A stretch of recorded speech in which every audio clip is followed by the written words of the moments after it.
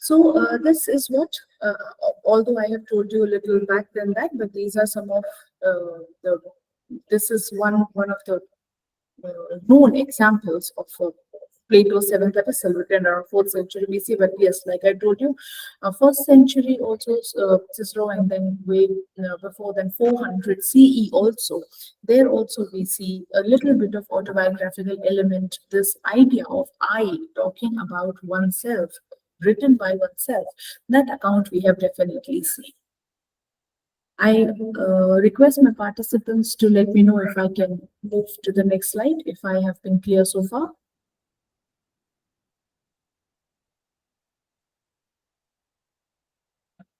Yes, ma'am. Thank you. Right.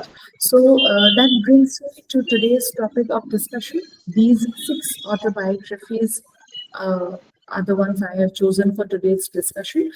The first one being Bibi Kamle's The Prison Sweep Road. The next one, The Weave of My Life by Urmila Papa. A very popular one, Yashika, that's coming out as Dalit. The other 3 ones are Lakshman Mane, Uparas, that comes from the tribal side, the outcast Akarmashi and outcast by Narendra Jadhav. So these are the autobiographies I'll be focusing on. And yes, definitely, few more examples we can definitely add. So here is what my today's talk is focused on. By the late 20th century, Dalits also started exploring this genre. As I have already told you, the genre of autobiography in India came pretty late. We had seen some inscriptions on the pillars, Ashoka's time, and those things we have seen. But it was primarily when we see during the Mughal era. That's when actually we see some kind of autobiographical writing taking shape in our country. And definitely why for Dalit autobiographies it took that late for the 20th century, there are numerous reasons. Um, Written in the regional language, that is one specific aspect about Dalit autobiographies. Now, I'll try and connect both the points and explain why it took so late for Dalit autobiographies to become popular, to become visible, to reach to the masses.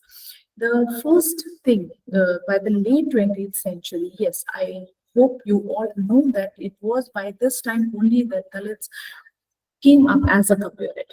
So far, we have known them, how they have existed on the fringes, how they have existed on the margins, and they have existed only for themselves. The society, uh, the social milieu has not been so very inclusive, has not been very favorable. The societal setup has not been very favorable. Still here and there, very we hear very unfortunate incidents about happening to this community. But yes, things have changed, and for sure things will change. But this late appearing of Dalit autobiographies, major reasons that you can definitely count for, yes, their social status, what it was, and then when B.R. Ambedkar comes into picture, and then when we have the independence happening, and then on the other hand, we have this anti-caste movement in the country, along with the independence movement, that brings them to a certain status. Till B.R. Ambedkar comes into picture, it was not even a name that was given to this community. They were referred to by whatever work they were doing, and that was quite demeaning. So that social presentation, social representation rather, it happened that late. So that is one reason why it took them some time to appear on the horizon. Second aspect is definitely education. Now, when I say education, I do not mean that it's a school education. The awareness, the sense of being important, the sense of being there for a certain purpose. That is what education has instilled in Dalits, and that is what B.R. Ambedkar's agenda was. He wanted his community to be aware of their importance, of their significance. So, education, yes, formal education, because when you have to write a formal document, or when you have to write a document where you're recording something and that will ultimately be given to the masses to understand some, uh, a fair understanding of the letters are it's definitely required. So formal education has definitely helped them. It is not only in terms of how they have learned to write. The formal education has given them that confidence, but more than that, I understand that it is not learning.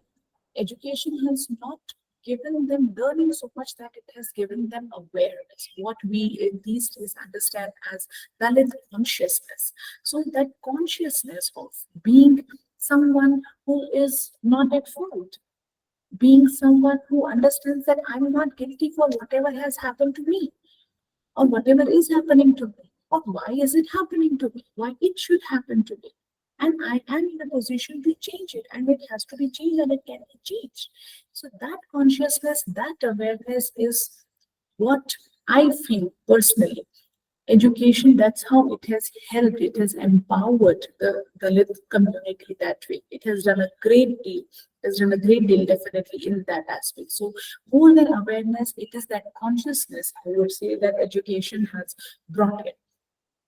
Then the second reason why, the other reason why it took that much time for the Dalit autobiographies to be known to the world, that such a genre or such an area exists for study, for research, for people to know, is because they were mostly written in regional language.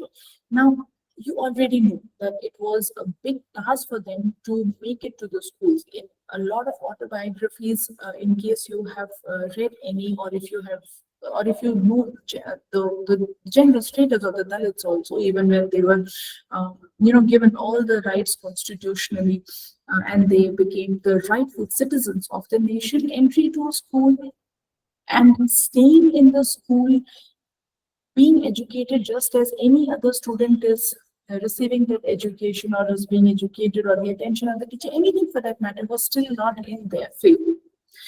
That's why English education was definitely beyond their reach, considering their economic social status also.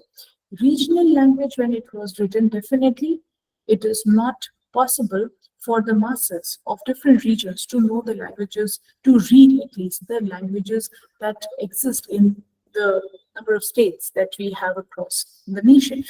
Secondly, publisher. Searching, finding a publisher that should who accepts to publish that document of the community that has never been of any significance and importance to the society.